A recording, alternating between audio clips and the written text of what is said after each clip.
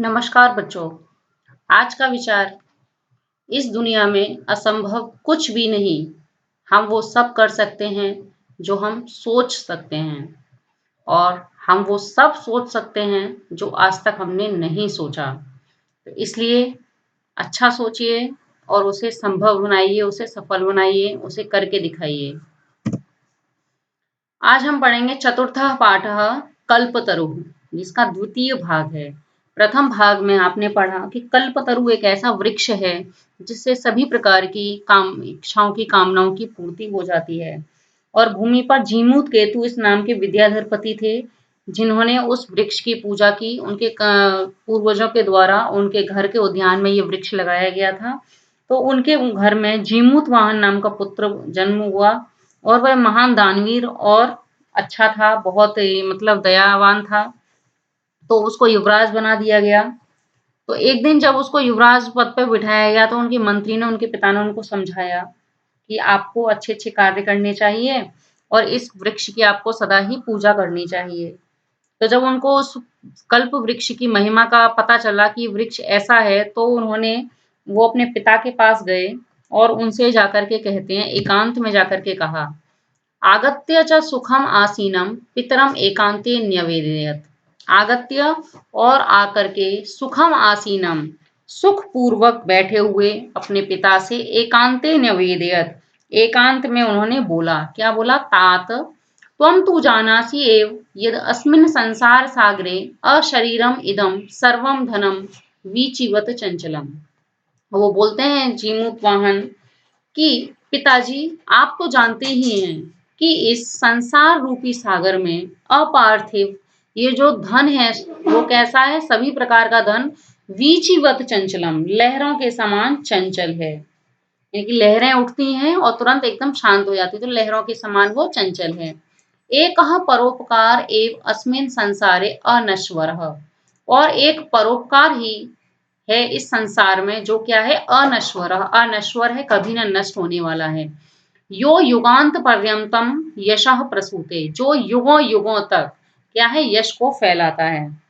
तो तद अस्माभि ईदृशः कल्पतरु किमर्थम रक्ष्यते। तो हमारे द्वारा ये जो कल्प वृक्ष है वो किमर्थम रक्षिते, किस लिए रक्षित है, किस लिए रक्षा की गई? यैश्च पूर्वै अयम मम मम इति आग्रहेण रक्षितः। यैश्च यानी कि और जो, पूर्वजों के द्वारा, पूर्वै अयम यानी कि पूर्वजों के द्वारा, मम मम मेरा मेरा, इस आग्रह से रक्षित है, यानी कि सभी ने उसको इसलिए बचा के रखा, ये कहते रहे कि ये मेरा है, ये मेरा है।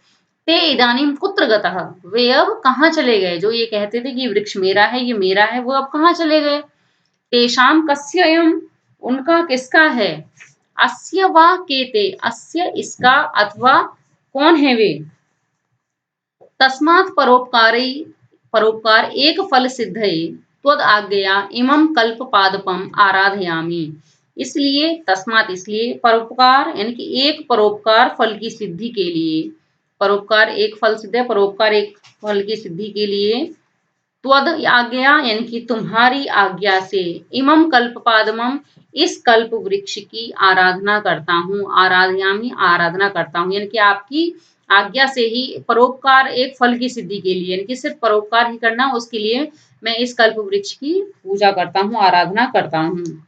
अथ पित्रा तथा इति अभ्यनुज्ञातः स जीमूत वाहन कल्पतरुम उपगम्य उवाच। अथ पित्रा, और फिर, पित्रा यानी कि पिता के द्वारा, तथा यानी कि वैसा, इति अभ्यनुज्ञात इस प्रकार अनुमति प्राप्त करके वह जीमूत वाहन कल्पतरु के पास आकर के बोला। कल्पतरुम उपगम्य, कल्पतरु के पास आकर के बोला। क्या बोला? देव त्वया अस्मत् पूर्वेषाम अभीष्टः कामः पूरिता। त्वया यानी कि तुम्हारे द्वारा, अस्मत् पूर्वेशम यानी कि हमारे पूर्वजों की, अभीष्ट कामनाएं यानी कि इच्छित जो भी कामनाएं थी वो पूरी की गई हैं। तत मम एकम कामम पूरय, तो मेरी भी एक कामना पूरी करो।